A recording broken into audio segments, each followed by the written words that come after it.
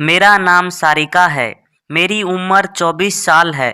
मैं जयपुर में रहती हूँ। मेरा घर है जो दिल्ली में है। मेरी मम्मी किसी काम से दिल्ली गई हुई है, तो मैं और मेरे पापा जयपुर अकेले रहते थे। मेरे पापा शनिवार और रविवार की छुट्टी रहती थी, तो हम शुक्रवार की रात मेहंदीपुर बालाजी के लिए निकल पड़े।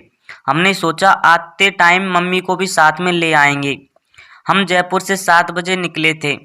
गाड़ी में मैं और मेरे पापा थे। मेरे पापा की नज़र मुझ पर पहले से ही थी। वह हमेशा मेरे शरीर को देखते रहते थे और मुझ पर हमेशा नज़र रखते थे। मेरी मम्मी को भी इस बात का कोई फर्क नहीं पड़ता था, क्योंकि मेरी मम्मी किसी लड़के से चक्कर में फंसी हुई थी। जब घर में ऐसे काम हो रहे हो तो किसी को क्या फर्क पड़ता है, अच्छा हो रहा हो या बुरा हो रहा हो। कोई किसी को कुछ भी फर्क नहीं पड़ता था। मेरी मम्मी मुझे सपोर्ट नहीं करती है, क्योंकि वह तो पहले से ही ऐसी है। जब घर का कैरेक्टर ही खराब हो तो दूसरा क्या करेगा। मैं घर को हमेशा इज्जत खराब होने से बचाना चाहती थी, इसलिए मैंने कभी किसी लड़के से बात नहीं की जिससे मेरी इज्जत खराब हो। तो आप सबको समझ ही आ गया होगा कि मेरा परिवार कैसा है। तो ऐसे जब गाड़ी में हम दोनों अकेले हो, अंधेरी रात हो, हाईवे के चारों तरफ जंगल हो, तो ऐसे बातें में और भी आसान हो जाती है। सेम ऐसा मेरे साथ हुआ है। 8 बजे लगभग हम कार में थे, तो वहाँ पर काफ़ी कोहरा गया था। तो पापा बोले कोहरा ज़्यादा हो चुका है, हवा भी चल रही है, थोड़ी देर में कोहरा को हवा उड़ा के ले जाएगी। पापा ने अपनी गाड़ी को एक्सप्रेसो को साइड में लगा दिया। काफ़ी अंधेरा था। फिर हम कोहरा हटने का इंतज़ार करने लगे। फिर मेरे पापा बोले सारिका तुम बहुत खूबसूरत हो। तुम्हारी मम्मी तो मेरे से इतना प्यार नहीं करती, क्योंकि वह किसी और से बात करती है, मुझ पर बिल्कुल भी ध्यान नहीं देती। इस बात का तुझे भी पता है। मैं बिल्कुल अकेला हो चुका हूँ, मुझे कोई भी सपोर्ट नहीं करता। तुझे इस बात का तो पता ही है, आजकल ज़माना बदल चुका है। आजकल किसी के साथ संबंध बनाया जा सकता है।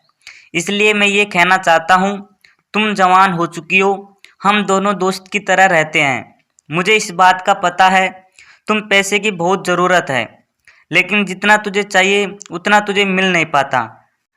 तुम्हारे दोस्त हैं जो अच्छे अच्छे कपड़े पहनते हैं, तुम नहीं पहन पाती हो, ब्रांडेड जूते पहनते हैं।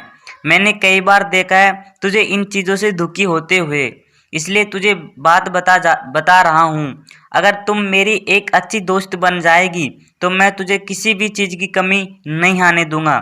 शायद वो मेरे अंदर की बात पहचान गए थे, इसलिए सच बोल रहा था।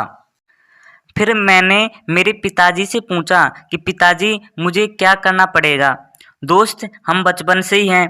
पिताजी बोले बचपन के दोस्त और जमाने के दोस्त अलग अलग होते हैं, उनमें बहुत अंतर होता है।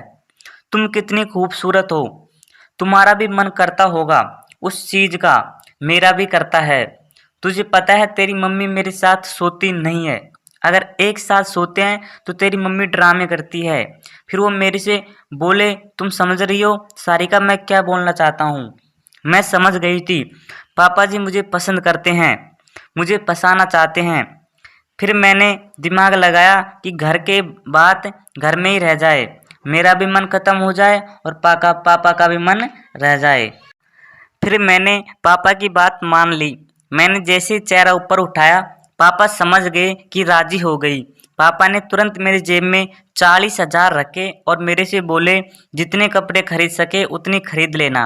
अगर तेरी मम्मी पूछे इतने पैसे कहाँ से आए तो बता देना मैं जॉब करने लग चुकी हूँ। मैं उसको बोल दूंगा कि मेरी दोस्त की कंपनी में जॉब करती है। फिर मेरे और मेरे पापा के बीच में एक बहुत ज़्यादा रिश्ता हो गया, जो शायद बाप बेटी के ऊपर से माना जाता है।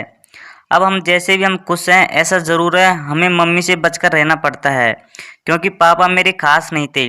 पापा मेरी मम्मी दूसरी शादी करके लेकर आए थे, इसलिए मेरी उनकी दूसरी पत्नी की बेटी थी। शायद मुझे पापा अपनी बेटी नहीं मानते थे।